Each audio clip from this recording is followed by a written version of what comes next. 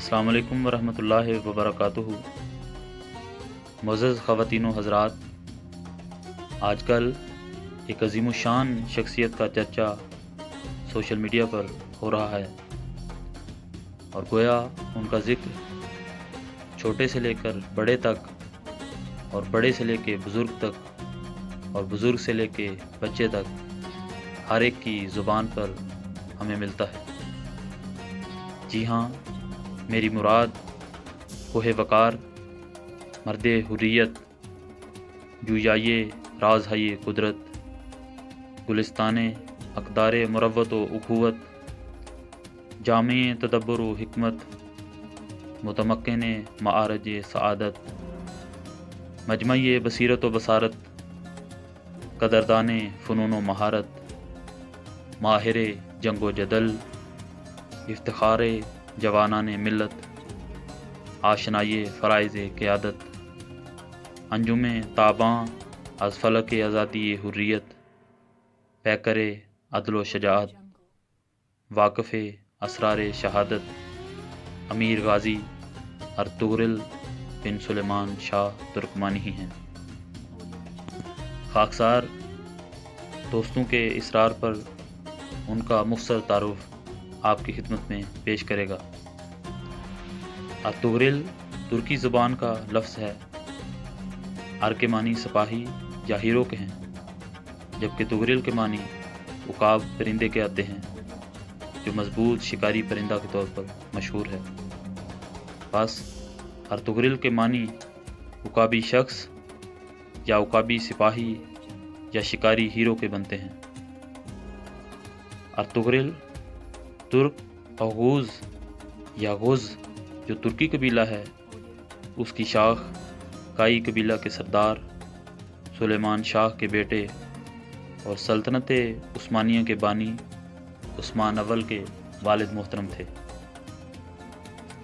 یہاں میں ضمناً بتاتا چلوں کہ سلطنت عثمانیہ کا آغاز تقریباً 1299 سے ہو جاتا ہے اور 1922 تک اپنے پورے عروج کے ساتھ قائم رہنے والی یہ ایک مسلم سلطنت تھی جس کے حکمران ترک تھے۔ تو گویا ترک قوم کے وقار میں اور ان کی شہرت میں اضافہ کرنے والی شخصیت ارطغرل تھے، اور پھر ان کے بیٹے کے توسط سے وہ عظیم الشان سلطنت قائم ہوئی جس کے وہ متمنی تھے۔ ناظرین، ارطغرل کی ولادت کا زمانہ 1191 بتایا جاتا ہے، جبکہ سن وفات 1281 عیسوی کے قریب بتایا جاتا ہے۔ ان کا مدفن اناطولیہ کے شہر سوگوت میں واقع ہے۔ اناطولیہ مغربی ایشیا کا ایک جزیرہ نما ہے۔ ترکی کا بیشتر حصہ اسی جزیرہ نما پر مشتمل ہے۔ اناطولیہ کا لاطینی نام ایشیائے کوچک بھی ہے، یعنی موجودہ ترکی۔ ارطغرل غازی ایک بہادر، نڈر، بے خوف، ایماندار اور باروب سپاہی تھے۔ وہ ساری عمر سلجوقی سلطنت کے وفادار رہے۔ سلجوقی سلطنت 11ویں سے 14ویں صدی کے درمیان مشرق وسطیٰ یعنی وسطی ایشیا میں قائم ایک مسلم بادشاہ تھی جو نسلاً ترک تھے۔ مسلم تاریخ میں اس کو بے پناہ اہمیت حاصل ہے، تاہم کسی اور پروگرام میں ہم سلجوقی سلطنت کے بارے میں بحث کریں گے۔ سلطان علاء الدین کیقباد نے ارطغرل کی خدمات سے متاثر ہو کر ان کو سوگوت اور اس کے نواح میں واقع دوسرے شہر بطور جاگیر عطا کیے اور ساتھ ہی سردار اعلیٰ کا عہدہ بھی دیا۔ سوگوت دراصل ترکی کے صوبے بلجیک کا ایک ضلع تھا، چنانچہ اس کے بعد آس پاس کے تمام ترک قبائل ان کے ماتحت آ گئے، تو گویا ارطغرل نے ایک پراکندہ ترک قوم کو اکٹھا کرنے کا فریضہ بھی سر انجام دیا۔ جیسا کہ پہلے بھی خاکسار نے بیان کیا ہے کہ ارطغرل کا تعلق غز یعنی ترک قبائل کی شاخ کائی قبیلہ سے تھا، اور ان کا خاندان بیگ یعنی سردار کہلاتا تھا۔ مسلکاً یہ حنفی تھے۔ تاریخ میں بہت زیادہ احوال اور ان کی سرگرمیوں سے متعلق پختہ معلومات تو میسر نہیں، تاہم عثمان اول جو ان کے بیٹے تھے، ان کے ڈالے ہوئے سکوں سے تاریخی طور پر ان کے وجود کی شہادت ملتی ہے۔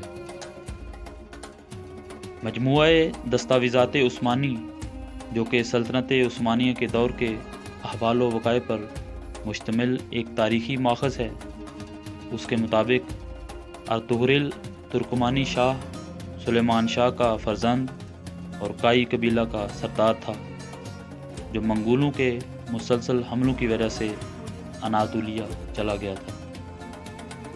عثمانی روایات کے مطابق ارطغرل اپنے والد سلیمان شاہ کی وفات کے بعد اپنے رفقا کو لے کر سلاجقہ روم کے پاس گئے اور ان سے زمین کا مطالبہ کیا۔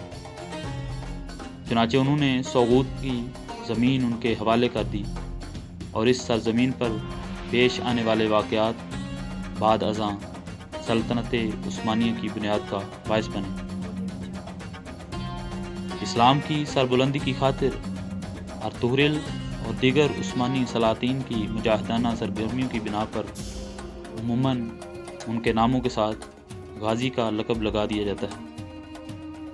ارطغرل غازی عمر بھر سلجوقی سلطنت کے جن کی حکومت ایران بزرگ پر بھی تھی اور مرکز نیشاپور، رئی، اصفہان اور ہمیدان میں رہا ہے، اس کے وفادار رہے۔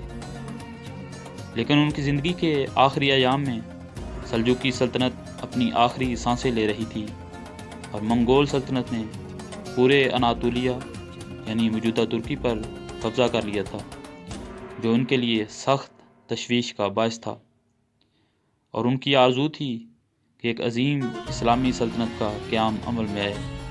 چنانچہ ارطغرل کے سب سے چھوٹے بیٹے غازی عثمان اول نے ان کا یہ خواب پورا کیا اور اس طرح ایک عظیم الشان سلطنت عثمانیہ کی بنیاد رکھی۔